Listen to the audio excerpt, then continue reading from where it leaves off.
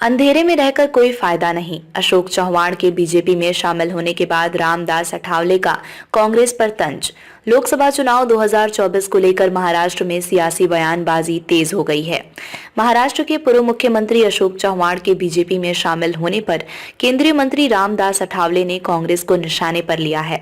उन्होंने अशोक चौहान के बीजेपी में शामिल होने को उचित ठहराते हुए कहा कि अंधेरे में रहने से कोई फायदा नहीं है।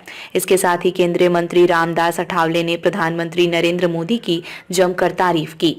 उन्होंने कहा कि पीएम मोदी के नेतृत्व में देश का विकास हो रहा है।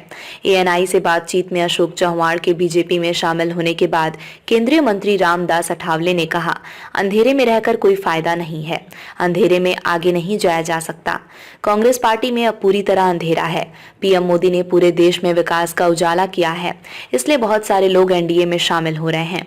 13 फरवरी को बीजेपी में शामिल हुए चौहान।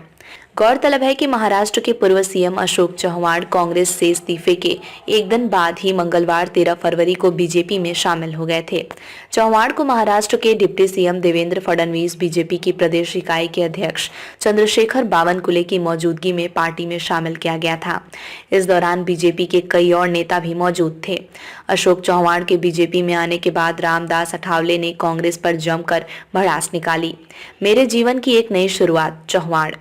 बीजेपी में शामिल होने के बाद अशोक चौहान ने कहा था कि ये उनके सियासी करियर की एक नई शुरुआत है।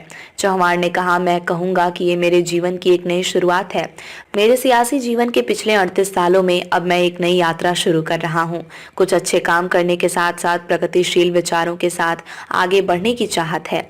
राजनीति समाज की सेवा करने का एक तरीका है। कुछ लोगों ने मेरे फैसले की आलोचना की है, लेकिन मैं किसी के खिलाफ कोई निजी टिप्पणी नहीं करूंगा।